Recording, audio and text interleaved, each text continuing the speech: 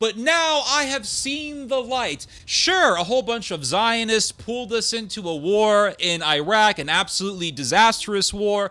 Sure, the Zionists were trying to pull us into a war with Iran. Yeah, that's all true and everything. Sure, you see these Israeli Jewish fanatics attacking Christians in the West Bank, attacking churches, spitting on Christians all the time. Sure, yeah, that's all true. But I have now finally seen the light. I am now pro-Israel. That's not going to happen.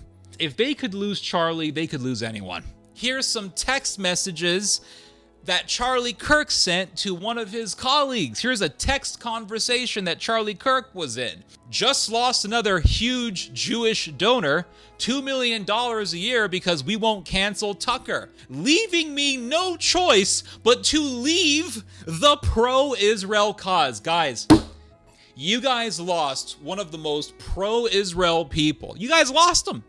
And 2 days later, 2 days after Charlie Kirk said this, he got murdered. All right, everyone, so I want to talk to you guys about Israel's desperate battle to win the information war. Israel recently has been very, very desperate because, as everyone knows, Israel is losing the world. The world is turning on Israel. And we've been seeing this since 2023. And then recently, Netanyahu did this whole talk about how to better Hasbara, better Israeli propaganda. And he said, well, we have to pretty much dominate the two big social media platforms that people are going to, especially young people are going to get their information on the slaughterhouse in Gaza, TikTok and X. But we have to fight with the weapons that apply to the battlefields in which we're engaged. And the most important ones are the social media. And the most important purchase that is going on right now is followers. TikTok, number one. And I hope it goes through because it can be consequential. And the other one, what's the other one that's most important? X. That's very good. And, so we have to talk to Elon. He's not an enemy. He's a friend. We should talk to him. Now, if we can get those two things, we get a lot. And I could go on other things, but that's not the point right now. We have to fight the fight. Okay? To give direction to the Jewish people and give direction to our non-Jewish friends or those who could be our Jewish our friends. Are we going to succeed with everyone? No. Will there be a strong counterpoint? Yes. And then not too long after this speech given by Netanyahu, X/Twitter has been just getting inundated with a flood of Hasbara slop. I see it all the time. Now, for years, since 2023, I have been seeing my Twitter/X feed being filled with criticism of Israel, videos from the Gaza slaughterhouse. But in these last few days, I have been seeing just this stream, this inundation of Hasbara sewage, Hasbara slop, just random pro-Israel propaganda. I have never seen so much Hasbara slop on X, more than now. It's just quite interesting to see this whole phenomenon take place. And so Israel is really getting desperate, and the Hasbarists, or Hasbarats as I like to call them, they're really getting desperate here, and they're filling X up with their propaganda. You see some video of some random guy talking in front of a camera. He's walking and he's filming himself with his iPhone, and he's saying something like, oh yeah, I'm here in Canada and Canada's getting invaded, guys, because I'm seeing these Palestinian flags everywhere. Canadians better wake the hell up and wake the hell up fast to what's going on in this country. I live in Ottawa and it's truly shocking. It's like you're walking around in Iran, Iraq. There are Palestinian flags all over the place. The amount of Palestinian flags and disgusting slogans that I've seen, who, by the way, the police, meanwhile, defend these people at all costs, no matter what's on their sign. You can say from the river to the sea, intifada in our lifetime, down with the West. Canada has blood on their hands. All of this I saw. I tried to figure out exactly where the rally is, but they weren't at their normal rallying spot. And he's trying to make it out as if he's not doing some obvious pro-Israel propaganda. It's just so conspicuous. It's just so obvious. But here's the thing, guys. It's not going to work. It's not going to work. You know why it's not going to work? Because the cat is out of the bag. That's why. The train has been set. The ships have been sailed. That's it. Once people figure out AIPAC, the pro-Israel lobby, the whole Epstein situation, the undue excessive influence of the pro-Israel lobby on the American government and on other Western governments, that's it. People aren't just going to stop focusing on that and say, you know what? You know, I was reading about the pro-Israel lobby. I was looking into AIPAC and its undue influence over our politicians. I noticed all of the politicians kissing Israel's ass, face humping the Wailing Wall and fake crying in front of this ancient wall that wasn't even really part of the Second Temple, but whatever. But now I have seen the light. Sure, a whole bunch of Zionists pulled us into a war in Iraq, an absolutely disastrous war. Sure, the Zionists were trying to pull us into a war with Iran. Yeah, that's all true and everything. Sure, you see these Israeli Jewish fanatics attacking Christians in the West Bank, attacking churches, spitting on Christians all the time. Sure, yeah, that's all true. But I have now finally seen the light. I am now pro-Israel. That's not going to happen. Because people see what happened in Iraq, they see the destruction that was caused by the pro-Israel lobby and its garbage, just absolutely dishonest propaganda, and that's it. They're not going back. They're not going to all of a sudden say, you know what? Yeah, that whole Iraq thing was a disaster. Yeah, the Zionists were pushing for that. Yeah, a whole bunch of evangelical Christian dispensationalist, pro-Israel evangelicals. Yeah, they were being used by the powers that be, by the CIA to pump out pro-war propaganda. Yeah, they were in bed with the hardcore Zionists. Yeah, they were in bed with Netanyahu and the Likud. Yeah, the Likud were pushing the Likud party of Netanyahu was pushing us into war. Yeah, sure, that war was a disaster. Millions of people were killed. Yeah, but I have seen the light. That's not going to happen. It's not like people are going to look back at that embarrassing conversation between Tucker Carlson and Ted Cruz. Growing up in Sunday school, I was taught from the Bible, those who bless Israel will be blessed, and those who curse Israel will be cursed. And from my perspective, I want to be on the blessing side of things. Of those who bless the government of Israel? Those who bless Israel is what it says. It doesn't say the government of, it says the nation of Israel. That's what that's what God is talking about. The nation of Israel, yes. So is that the current borders, the current leadership? He's talking about the political entity called Israel? He's talking about the nation of Israel. Yeah, nations exist, and he's discussing a nation. A nation was the people of Israel. Is the nation They're the God's descendants of referring Abraham. to in Genesis, is that the same as the country run by Benjamin Netanyahu right now? Yes. It is. Okay. I have seen the light. Ted Cruz was right. Tucker Carlson was wrong. That is not going to happen because people have seen the evils of Israel. הם רצחו אותנו, אנסו אותנו, שדדו אותנו, חטפו אותנו, רצחו ילדים קטנים, נשים, אנסו. אתה לא יכול להגיד דבר כזה אחרי מה שהם עשו. צריך למחוק את עזה. ברקו. למחוק את עזה. עזה הייתה צריכה לקבל... למחוק את עזה. עזה הייתה צריכה לקבל מכה שלא כתובה בתורה. אבל אתה אומר, אתה מבקר את זה. את המכה הזאת ביקרת. תשמע. אתה מבקר את זה. אתה יודע. בוגי, טעית. אני לא מקבל את זה. מותר גם להגיד טעיתי. אני חושב שצבא הגנה לישראל צריכה לתת להם מכה שלא כתובה בתורה. אבל אתה אומר למה... אבל בלי לפגוע. מה זה? בלי לפגוע במי? אין חפים מפשע בעזה? אין, כולם מחבלים. כולם. רגע, לא. על זה אני חלוק אז עליך. רגע, אתה טועה. יש שם נשים, בוגי, יש שם שהם ילדים. חטפו לנו את הילדים, הם כולם חיכו להם סוכריות אז אני לא וצענו מסכים שם. איתך. היו צריכים להרוג אותם במקום. אני לא שולח חיילי צה"ל להרוג את כולם. אני בא להרוג כולם. רגע, חלוק איתך. My name is Mickey. I'm a major in the IDF reserves. Anybody's going to be left in Gaza when we get there. All y'all are going to die. Each and every one of you. Your house is going to be demolished. Your family ain't going to have no place to live. Better start running. So I suggest you leave Gaza and you never ever return. That's our territory now.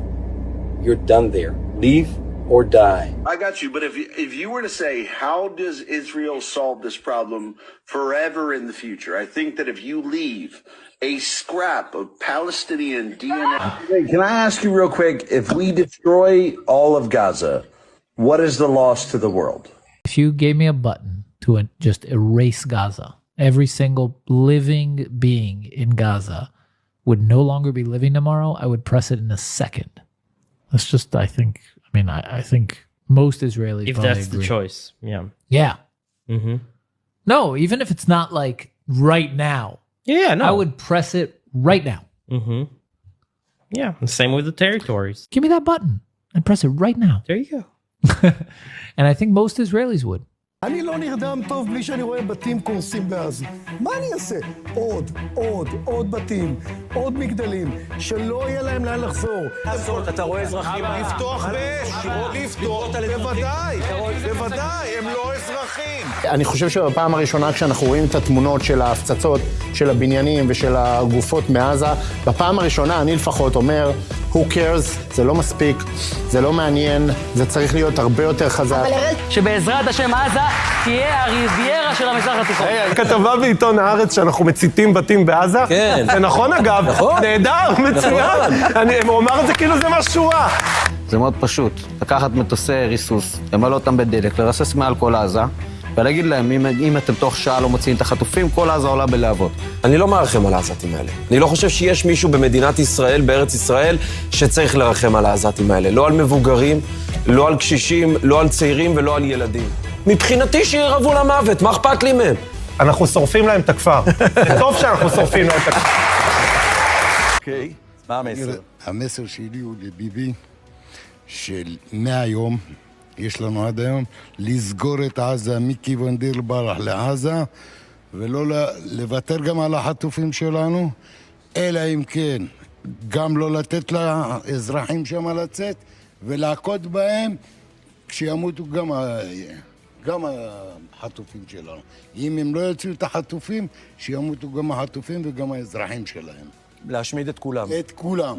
אני רוצה להעיף אותם, להשמיד אותם עד האחרון בהם. את מי להשמיד? את תושבי עזה? כן, את הפלסטינאים, את כולם. מה אני רואה? אין בן אדם אחד, אין עץ אחד, אין בית אחד, ואם הייתי יכול את הדגים בים, הייתי מרעיל, אני אומר לך ככה, בסדר? כולם אויב שם. הילד שנולד שם אתמול ברפיח... הוא אויב? ברור. עם האויב הזה, זה פשוט כמו עם מסרק של קינים. פשוט להרוג אותם, פשוט להשמיד אותם, ולא להתייאש מהעבודה, לא להתייאש מהקולות, וגם לא להתייאש מקמפיין הערבה. מגיע לאנשים האלה שם מוות. מוות קשה, מוות בייסורים, ובמקום זה אנחנו רואים אותם מבלים בים, ובסטלבט שלהם, ובכיף שלהם. האנשים האלה, אין שם חפים מפשע ברצועת עזה, אין שם, הם הצביעו חמאס, הם רוצים חמאס, הם חגגו, הם חילקו סוכריות, חלקם ירקו על גופות של שני לוק, חלקם עשו סלפים חטופים שלנו, אין שם חפים מפשע, והעובדה שהם עכשיו מבלים בים שנייה אחת, והעובדה שהם מבלים בים, במקום לרעוב, במקום להיות מטורטרים, במקום לעבור איסורים קשים, במקום להתחבא מהפגזות, הם מבלים בחוף הים. אתה אומר, מה הייתי עושה? רק לשטח כמה שיותר גופות. כי אישה שם היא אויב. תינוק שם הוא אויב. כיתה באלף הוא אויב. חמוש חמאס הוא אויב. אישה בהיריון הוא אויב. כי אנחנו רואים במו עינינו. אז למה אי אפשר לעכל מערביזציה? כי מטשטש אפילו את רמת ההיגיון הבסיסי. חמאס הודיע שהוא לא יתפרק מנשקו עד שתוכרז מדינה פלסטינית שבירתה ירושלים. הנה התשובה לחמאס, רוצים להביא חטופים, רוצים לנצח את המלחמה, קחו להם את הר הבית, תעיפו את כל הערבים ממזרח ירושלים ומכל ירושלים, רק ככה נביא את החטופים ורק ככה ננצח במלחמה.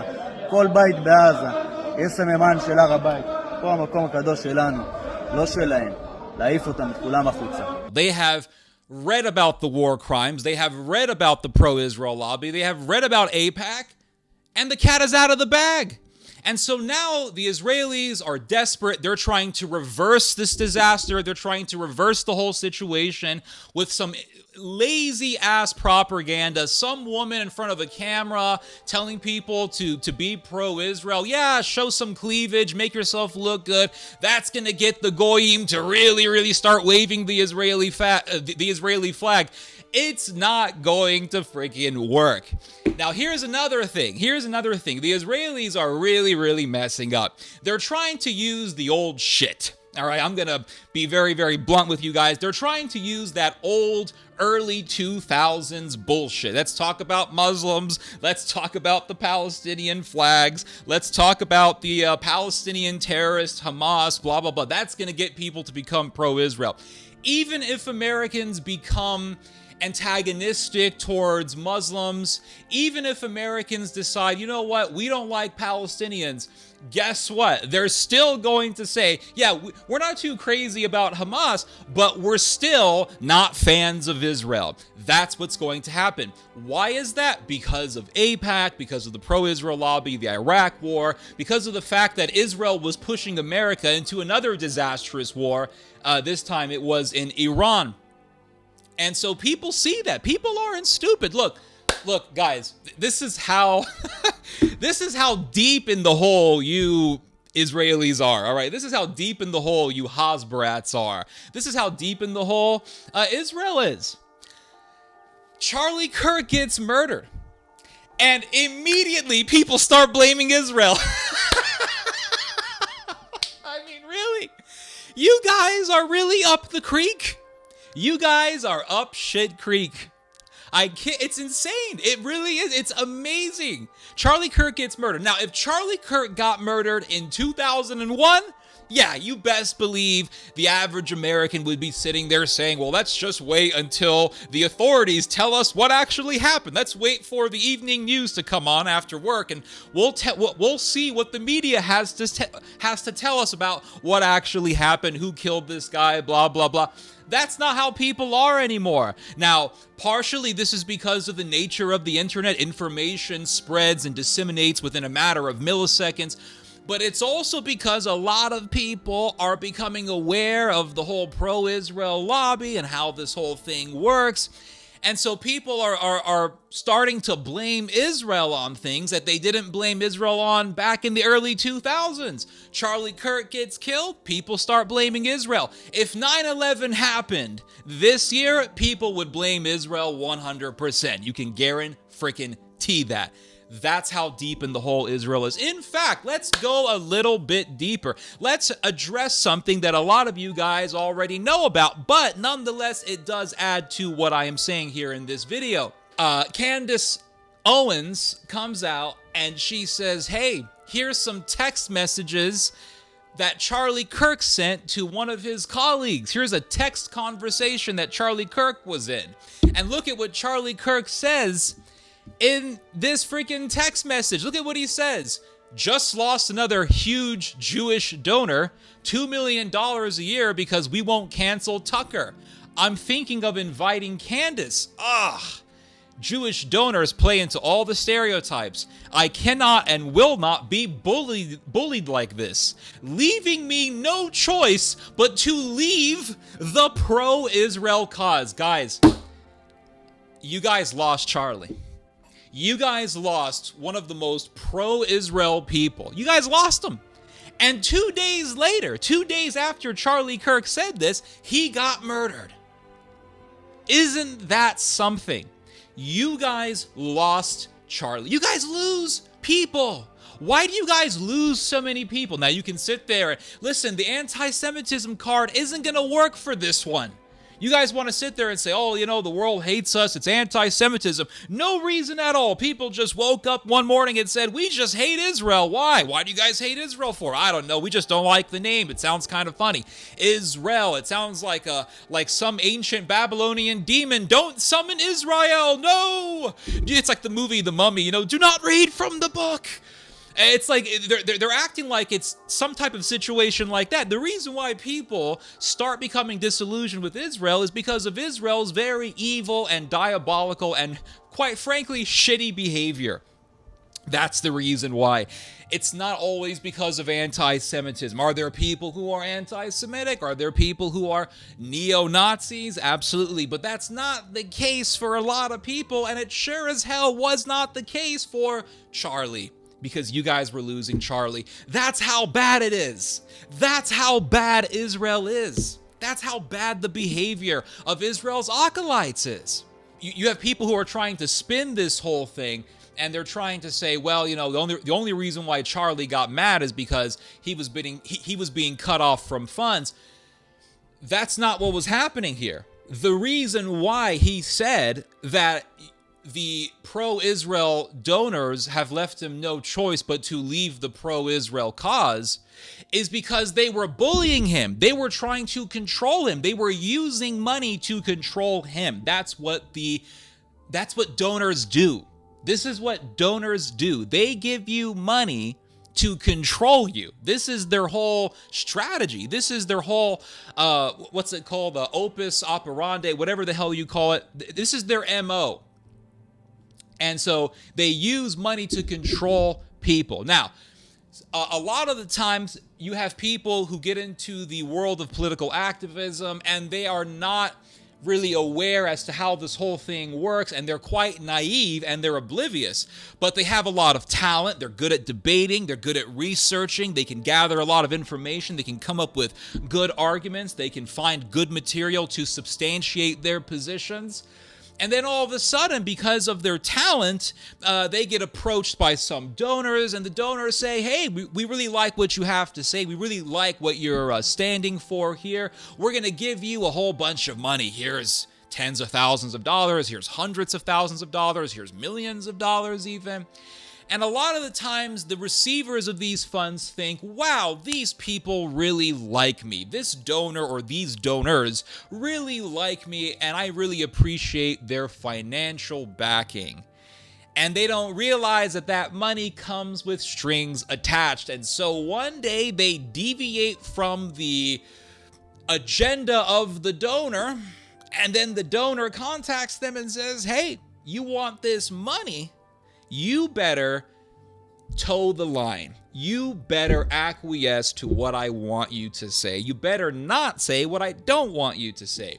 And a lot of people fall in line. They say, okay, I will listen, and they will acquiesce. A lot of people, in fact, I would argue that this is most people. Most people would just fall in line and acquiesce, and they would just relinquish their own autonomy for money. You see this all the time with churches in America. I can't tell you. Well, I can tell you, but I saw numerous examples myself of churches saying, hey, don't talk about Obama, blah, blah, blah, because, you know, that's going to anger the congregation and all this stuff because we have some people who voted for Obama. Like, I've seen stuff like that. So a lot of people are that way. But the thing is that Charlie Kirk didn't like it. That's the thing. This dude didn't like that. He said, you're not going to use money to tell me what to do. And when Candace Owens leaked these texts out, when she presented these texts to the public, what did the Hasbarats do? The first thing they did is what they always do, and that is deny, deny, deny, deny. Oh, how can you substantiate that these texts are real? How can you actually confirm that these texts are real? Candace probably made these texts up, blah, blah, blah. And then Charlie Kirk's producer, Mr. Andrew Colvett, comes out and says, nope, actually, those texts are real.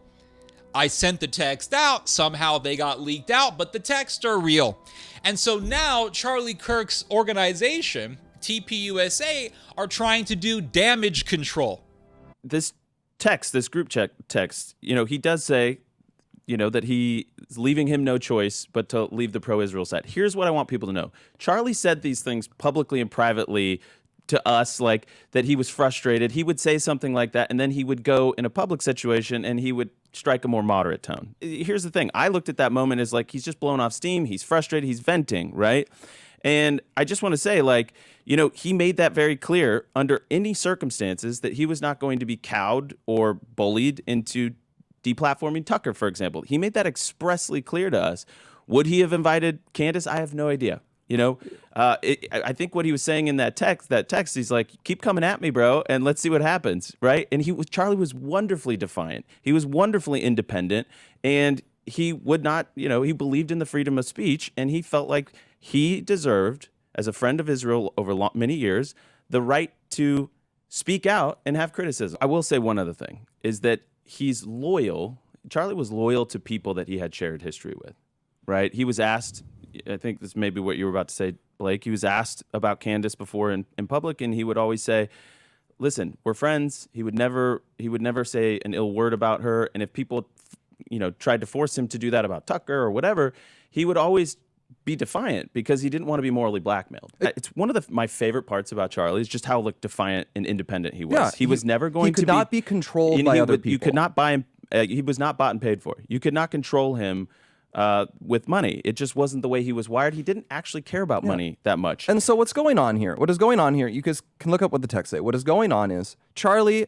as I mentioned, he loved Israel. He cared about Israel. He cared about the Holy Land. And he was aware there was a surge of anti-Israel sentiment on the right. Charlie thought seriously about this issue and was trying to chart a path forward for people who were sympathetic to Israel. They're trying to do damage control. They're trying to say, well, yeah, Charlie, he struggled here and there with the Jewish donors. He was literally saying that the Jewish donors, the Zionist donors, were leaving him no choice but to leave the pro-Israel cause. Those are some pretty damning words. And you had people saying, no, he was still pro-Israel. Netanyahu was doing this bullshit. Ben Gvir. All these Israeli fanatics, these Likudists, were playing this game. Oh, he was one of our friends. He was one of ours. One of our own. No, he wasn't. He was about to break. He was about to leave your whole Hasbara cause. You know why? Because at the end of the day, the way the pro-Israel world, the way the whole pro-Israel industry functions and what Israel is doing is not, it's indefensible. There's nothing really to defend at the end of the day. The way they operate. So let's just look at Charlie Kirk's perspective here. Charlie Kirk was inviting Tucker Carlson, Dave Smith, Candace Owens, right? All big critics of Israel. And the Hasbarists didn't like that. They don't want Tucker Carlson speaking at TPUSA. Why not? I thought these people believed in free speech. All these pro-Israel people, they love to talk about free speech all the time. Free speech. Free speech. I have a right to burn the Quran. I have the right. But don't invite Tucker Carlson because we don't want any sort of criticism of our God, Israel, being expressed to the country. We don't want that. They don't believe in free speech. In fact, I believe that the people who are the loudest about free speech are the ones who believe the least in free speech. When someone is the loudest about free speech, that's the tyrant. Anyway, I don't want to sidetrack into that topic, but going back to this whole thing, he said, I'm going to invite Candace.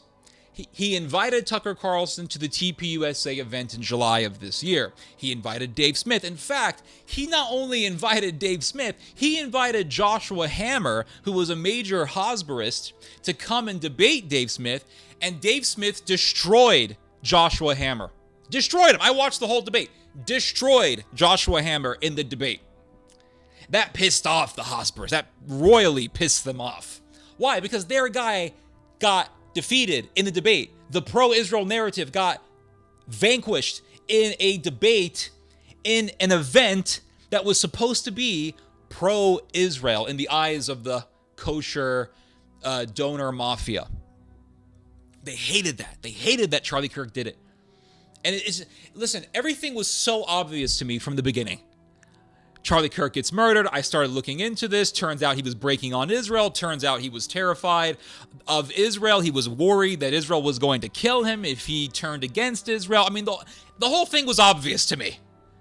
The whole thing was obvious to me. Israel is terrified of losing the American populace. That's the bottom line. Because the most important country in Israel's alliances is the United States. And Israel has already lost the Democrats. So its only last hope that it can cling on is the Republicans. And for now, the majority of Republicans are pro-Israel, but that's changing. Because if you look at, and I've said this numerous times already, but I'll say it again, if you look at Republicans who are under the age of 50, the majority of those Republicans are not pro-Israel. If you look at Republicans under the age of, I think, 30, Israel lost those people. So Israel is desperate. And their hope was in Charlie Kirk to get the youth to be pro-Israel. And even that guy who had only one job, he had only one job, which was to make sure that America's conservative youth are pro-Israel. That one guy, Israel lost him. Israel lost that guy because of the behavior. In this case, it was the fact that the Zionist donor class was trying to control him with money, as if he was some kind of a prostitute. And anyone with dignity is not going to stand for that. Now, the fact that Israel lost Charlie means that Israel is losing. I don't give a shit how many big-tittied blonde bimbos you can find to wave an Israeli flag. You ain't gonna win. You are deep in this hole, and you keep on just digging the hole. You keep making the hole deeper. You know why? Because you keep telling Americans what to do. And if there's one thing I know about Americans, take it from someone whose parents are from an immigrant background, and so I see America a little bit differently than how a lot of the general white American population sees America. It's not a racist thing. I'm not saying I'm looking down on people. It is what it is. People from immigrant backgrounds tend to look at the country they're living in a little bit differently because of the immigrant back. You guys know what I'm trying to say. Just take it from me. If there's one thing about Americans that I know, it's that they hate being told what to do. They don't give a damn. You tell an American to put on a mask, they don't give a shit about no coronavirus. They rebelled against the mask mandates. And you got Americans talking about, oh, Sharia law coming to America. We got to ban Sharia law, guys. Oh, yeah, like these American women are going to start putting hijabs on. They going to start putting they going to become hijabi girls. Right. Americans hate it when you tell them what to do. You tell them to put on masks, they rebel. You tell them, the Muslims made this mistake. You all know, I know I have Muslim people listening to this video. I know I have Muslim people who watch this channel. You guys know what I'm talking about. The Muslims made the same mistake in the early 2000s. Don't talk about Islam. That's Islamophobic. Don't be Islamophobic. That don't work here. You tell Americans to stop being Islamophobic, guess what they're going to do? They're going to become Islamophobic. They're going to start talking about Sharia law. If Mormons started telling Americans, hey, stop criticizing Joseph Smith, guess what people would start doing? Bashing Joseph Smith. So now the Hasbarists are making the same mistake. They're calling people anti-Semitic for reasons that do not warrant the accusation of anti-Semitism. Perfect example. Charlie Kirk, not too long before his murder, had a conversation with Megyn Kelly, and he said, oh my God, I'm being accused of being an enemy of Israel. All of a sudden, I am being seen as an enemy of Israel. And you, Megyn Kelly, are being seen as doing the bidding of Hamas. All of a sudden, Megyn Kelly is anti-Semitic. Now, Megyn Kelly has been pretty pro-Israel for years. Charlie Kirk was very pro-Israel for years. All of a sudden, he was being accused of anti-Semitism. Megyn Kelly was being accused of anti-Semitism, right? But these are pro-Israel folks. These are pro-Israel white Americans. They are a microcosm of the general American conservative white population. And you're calling these people anti-Semitic? Americans don't like that. Americans see that and say, wait a second, this is not fair. Now, if you want to call some skinhead with a swastika anti-Semitic, fine. But you guys are going way too far with this. Now, the thing about America is when you start overusing a term, the term loses power. When you start overusing an accusation or an accusatory term, that accusatory term can't really say that word that well. Accusatory, that accusatory term loses all power.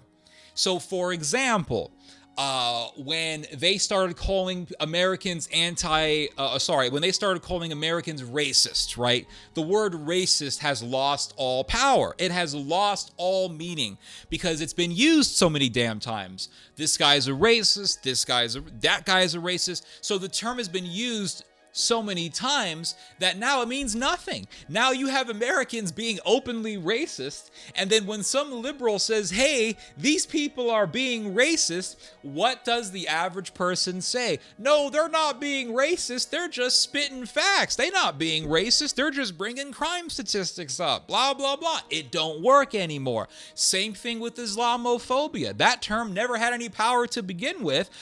But the thing is that the Muslims kept using it, and they used it so much that you had Americans saying, I'm proudly Islamophobic. It don't work.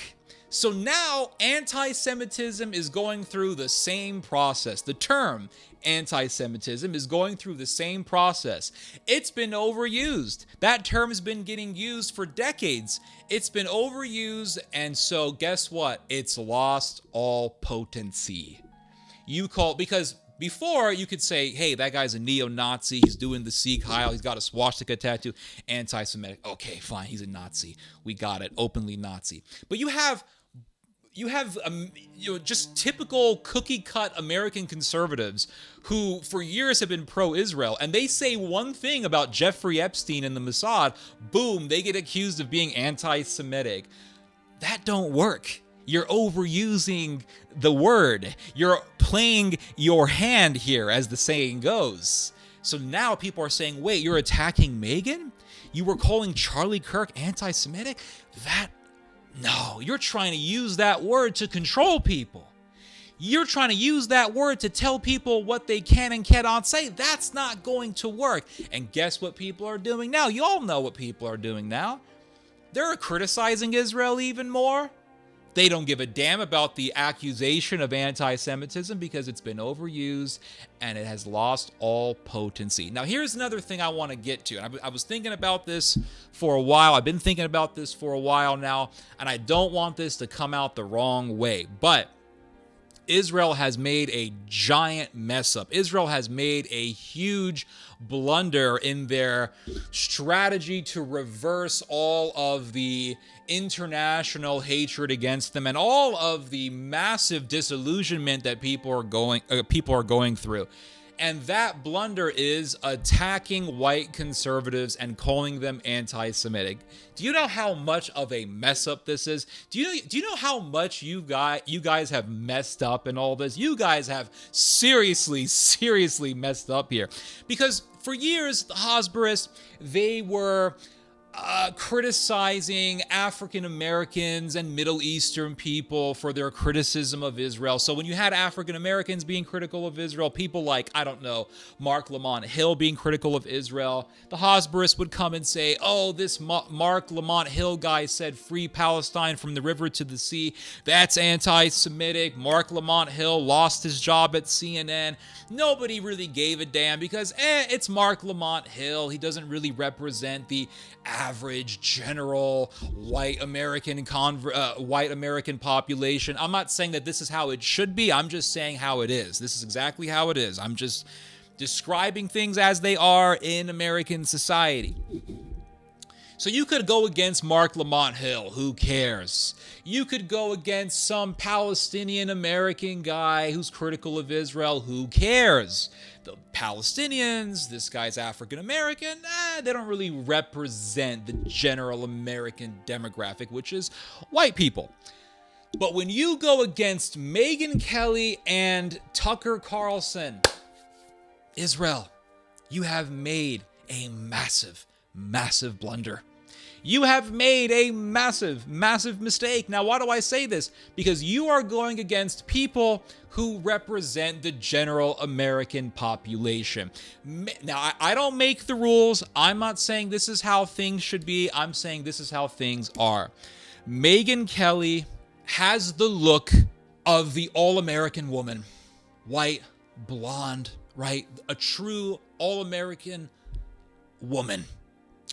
Tucker Carlson has the look of the all-American man, and their opinions also represent much of the general collective opinion of the American population.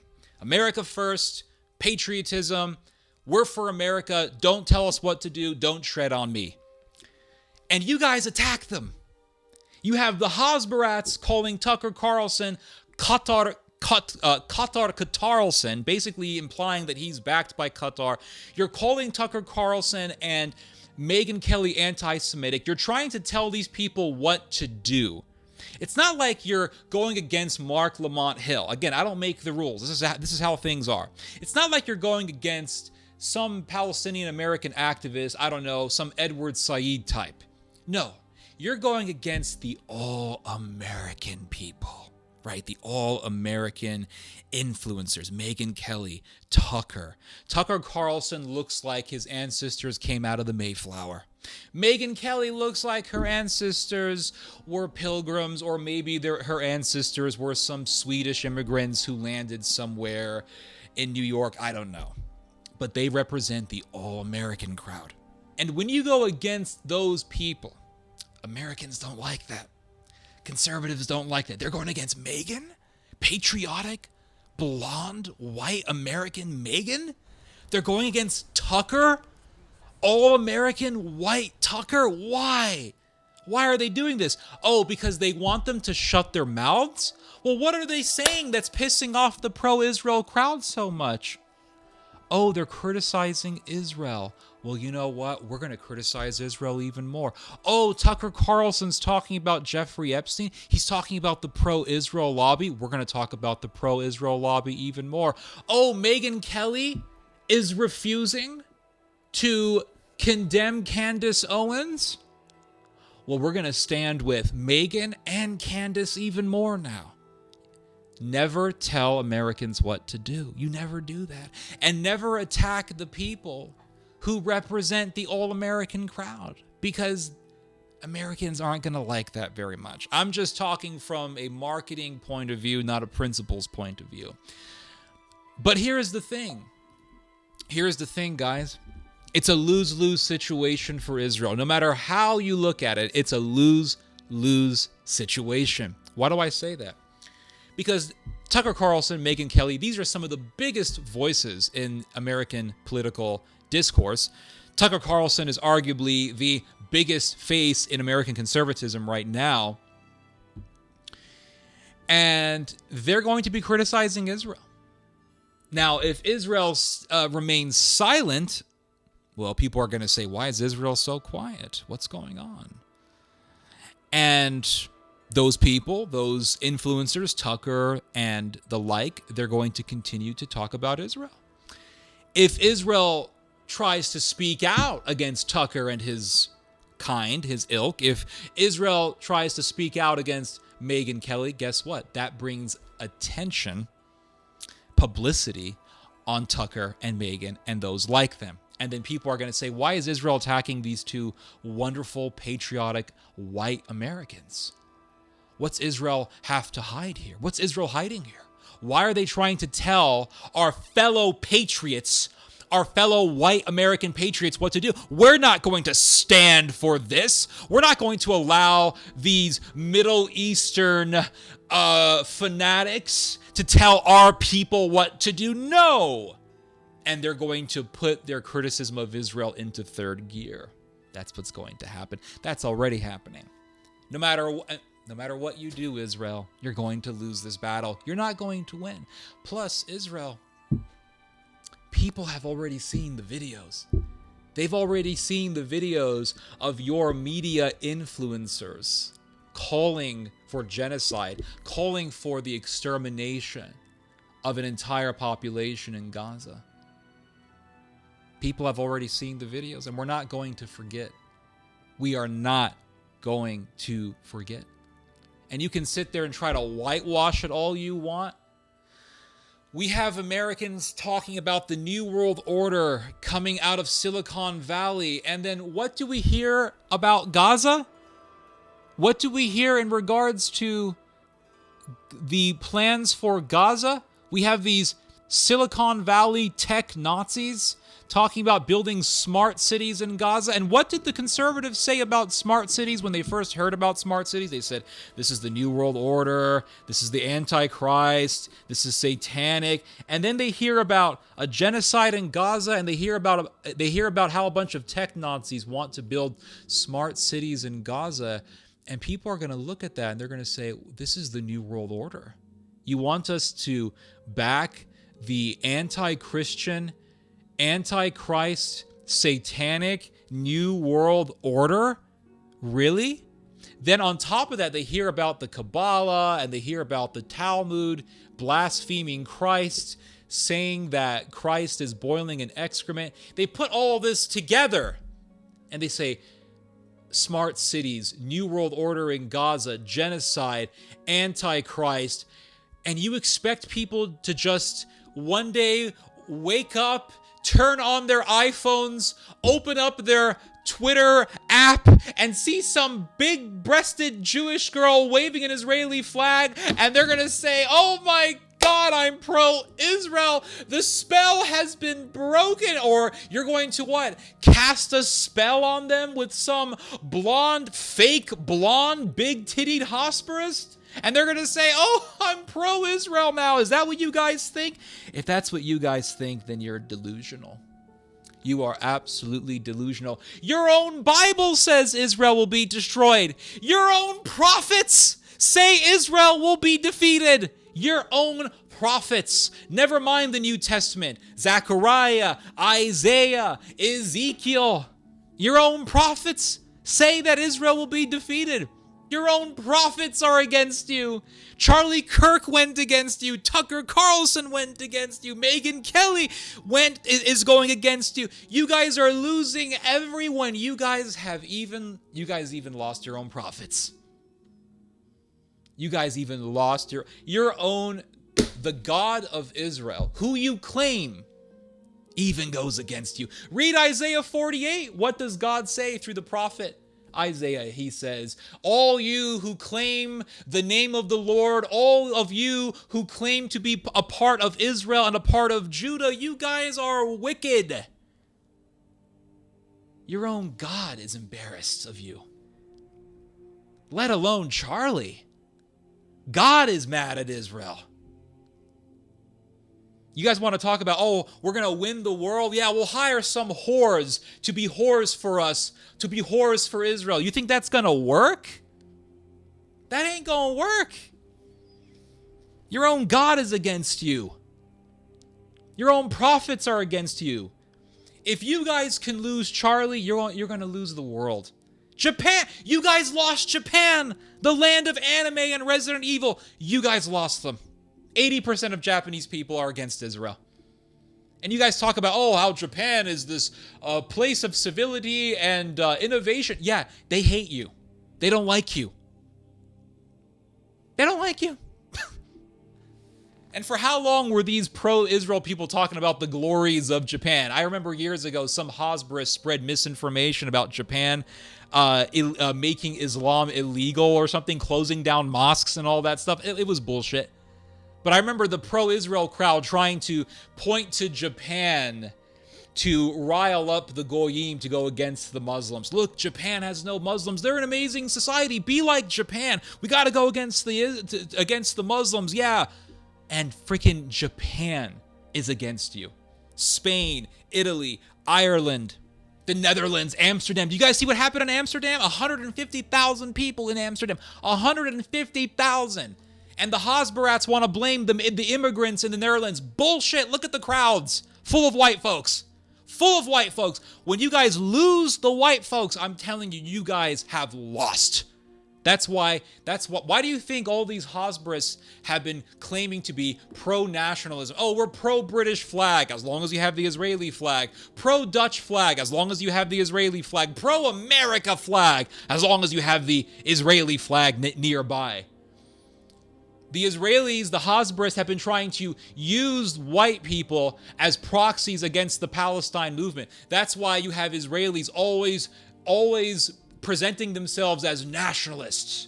nationalists and acolytes for numerous nationalist causes in the West and all that stuff.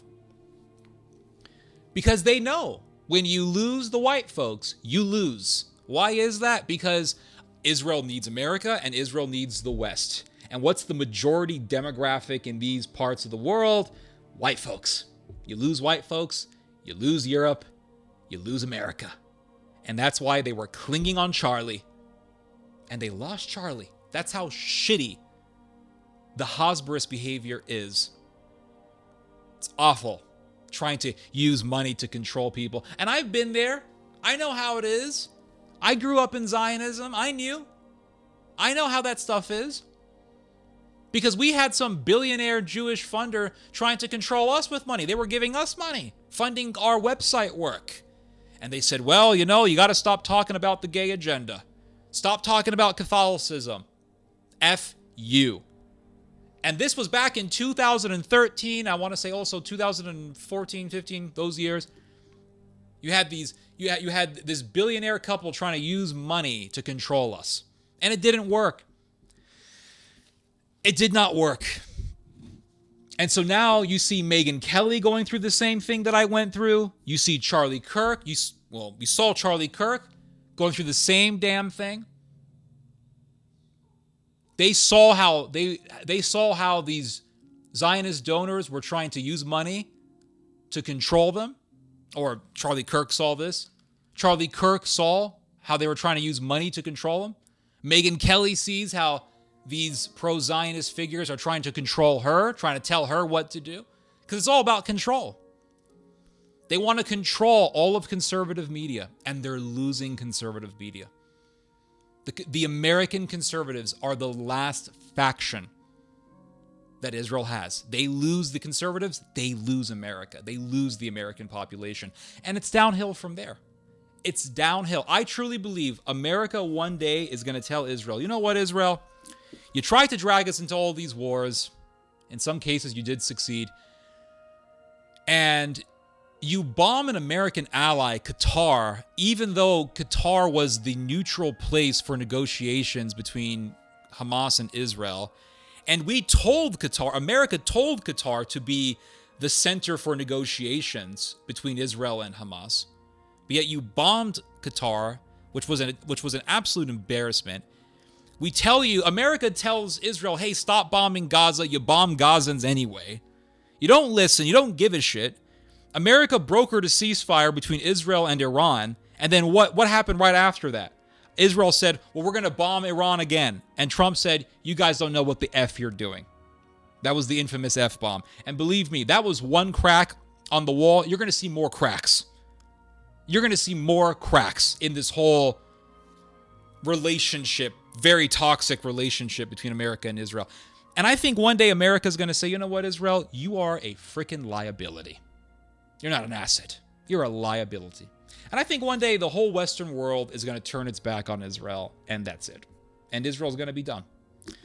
And you see it. You see all the signs. If they could lose Charlie, they could lose anyone. Bottom line. Anyway, I've talked long enough, guys. You guys just heard some theology. God bless.